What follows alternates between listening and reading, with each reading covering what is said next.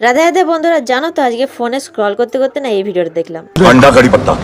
अच्छा अंडा कड़ी पत्ता। আন্ডা কারি পাত্তা রেসিপিটা দেখে তো আমি চটপট করে রেডি হয়ে গেছি করার জন্য। পুরো ভিডিওটা দেখা হয়ে গেছে, আমি জানি তোমাদেরও হয়ে গেছে। তো চলো তাড়াতাড়ি করে রেসিপিটা বানানো যাক। তো পাশের বাড়ি কাকিমার গাছ থেকে আমি কারি পাত্তা নিয়ে নিয়েছি।